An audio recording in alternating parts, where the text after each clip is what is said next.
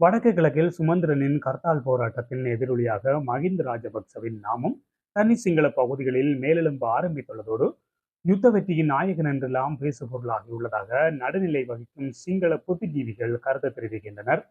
கடையடைப்பு போராட்டம் அறிவிக்கப்பட்ட வெள்ளிக்கிழமை முதல் மகிந்த ராஜபக்சவின் விஜயராம வீட்டிற்கு அவரை சந்திக்க தேரர்கள் மற்றும் சிங்கள பெரும்பான்மையின கட்சிகளின் உறுப்பினர்கள் சென்று வருவது சமூக ஊடகங்களில் அதிகமாக பகிரப்பட்டு வருகின்றது.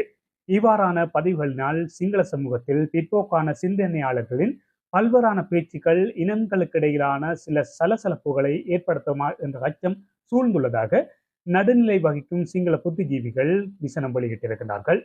நேற்றைய தினம் அனுராதபுரத்திலிருந்து 2-3 பேருந்துகளில் முன்னாள் ஜனாதிபதி மகிந்த ராஜபக்சவை பார்ப்பதற்காக பரிசு பொருட்கள் மற்றும் உணவு பண்டங்களுடன் பலர் வருகை தந்திருக்கிறார்கள்.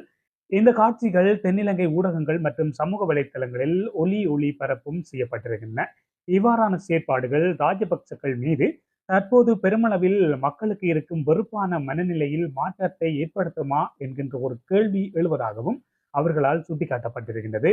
மேலும் நேற்றைய இந்த சந்திப்பின் போது மகிந்த ராஜபக்சவை பார்க்க வந்த மக்களின் முன்னிலையில் ராஜபக்சர்களின் தீவிர விசுவாசி என்று சொல்லக்கூடிய திஸ்ஸ கெட்டியாராய்ச்சி என்பவர் பேசுகின்ற போது ஒரு விடயத்தினை சொல்லியிருக்கின்றார். நாம் இன்னும் துட்டகைமுனு மன்னனை ஏன் மறக்காமல் இருக்கின்றோம்? அவர் யுத்தம் செய்து நாட்டு மக்களை காப்பாற்றியதனால் தான் அவரை மறக்காமல் இருக்கின்றோம். அதுபோலத்தான் மகிந்த ராஜபக்சவும் பிரிவினைவாத போரை முடிவுக்கு கொண்டு வந்து மக்களை காப்பாற்றியதனால் தான் அவரும் அரசர் என்று அவர் அந்த இடத்தில் குறிப்பிட்டிருக்கின்றார். இந்த விடயம் அவர் அந்த மக்கள் மத்தியில் குறிப்பிட்ட அந்த விடயம் மக்களை ஆபாசப்படுத்தக்கூடிய வகையில் அமைந்ததாகவும் கூறப்படுகின்றது. அதோடு மகிந்த ராஜபக்ச லொஹான் ரத்வத்தையின் இறுதிக்கிரியைக்கு சென்றிருந்த போது கூட சில பெண்கள் அங்கு வைத்து அவரது காலை பிடித்து கொண்டு கதறி எழுத காட்சியும் சமூக வலைத்தளங்களில் வைரலாக காண கிடைத்தது. ஆனால் இது போன்றதொரு சம்பவம் கடந்த 2015ஆம் ஆண்டு தேர்தலில் மகிந்த ராஜபக்ச தோற்ற போதும் இடம்பெற்றது. அதாவது அப்போது பெருமளவான மக்கள் கதறி எழுதார்கள். ஆனால் அங்கு அழுத பெண்கள் அனைவரும் கண்டியிலிருந்து பணம் கொடுத்து அழுவதற்காக அழைத்து வரப்பட்டவர்கள் என்று கூட அந்த நேரத்தில் சொல்லப்பட்டது. அது ஒரு நாடகம் என்று கூட சிங்கள ஊடகங்களில் தெரிவிக்கப்பட்டிருந்தது. இந்த நிலையில் தான் தற்போது வடக்கு கிழக்கில் அதிகரித்திருக்கக்கூடிய இராணுவ பிரசன்னத்திற்கு எதிராக தமிழரசு கட்சியின் பொதுச் செயலாளர் சுமந்திரன் ஒரு கர்த்தால் போராட்டத்திற்கு அழைப்பு விடுத்திருந்தார். நேற்றைய தினம் கர்த்தால் போராட்டம் கூட செய்து முடிக்கப்பட்டது.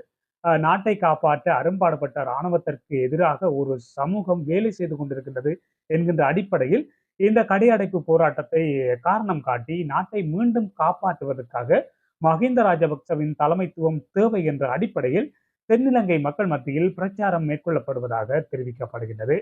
அதன் ஒரு அங்கமாகத்தான் பெரும்பான்மை மக்களை பௌத்த பிக்குகளின் தலைமையில் ஒன்று திரட்டி மகிந்தவின் வீட்டிற்கு சில அரசியல்வாதிகள் அழைத்து சென்ற இந்த சம்பவம் பார்க்கப்படுகின்றது. வடக்கு கிழக்கில் தமிழ் மக்களை ஒன்று திரட்டி இராணுவத்திற்கு எதிரான செயற்பாடுகளை மீள ஆரம்பிக்க உள்ளதாக ஒரு சிந்தனையினை உருவாக்கி அவற்றை முறியடிக்க தென்னிலங்கையில் இருக்கும் ஒரே தலைவர் மகிந்த ராஜபக்சவும் அவரது குடும்பத்தினரும் மட்டுமே என்கின்ற ஒரு சிந்தனை மாற்றத்தை ஏற்படுத்த சிலர் முனைவதாக தெரிவிக்கப்படுகின்றது. ஏனென்று சொன்னால் ராஜபக்சர்களின் கொட்டம் அடக்கப்பட்டு விட்டதாகவே நடுநிலையான மக்கள் நம்பிக்கொண்டிருக்கிறார்கள்.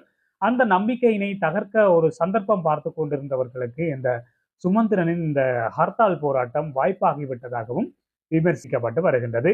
எது எவ்வாறாக இருந்தாலும் விரைவில் ஒரு மாற்றம் சிங்கள மக்கள் மத்தியில் நிலவக்கூடிய சாத்தியம் இருப்பதாகவும் கூறப்படுகின்றது.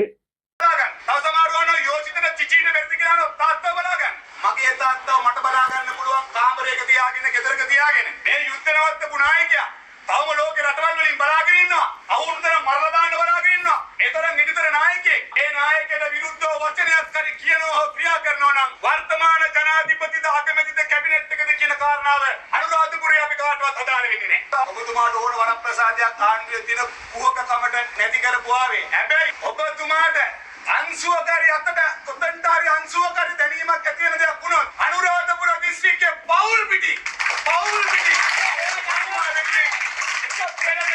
කාරණාව දක්වන්න ආවේ. ඒවන්දුගේ තවතු සප්තමංගලං රක්ඛන්තු සබ්බ දේවතා සදා සොත්ති භවන්තු.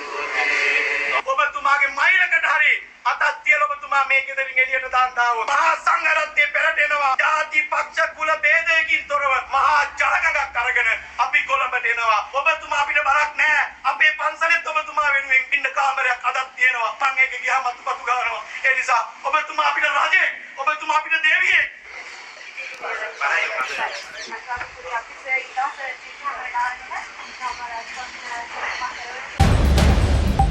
இதுபோன்ற செய்திகளை உடனுக்குடன் தெரிந்து கொள்ள மீரா தமிழ் சேனலை சப்ஸ்கிரைப் செய்து இணைந்தீர்கள்.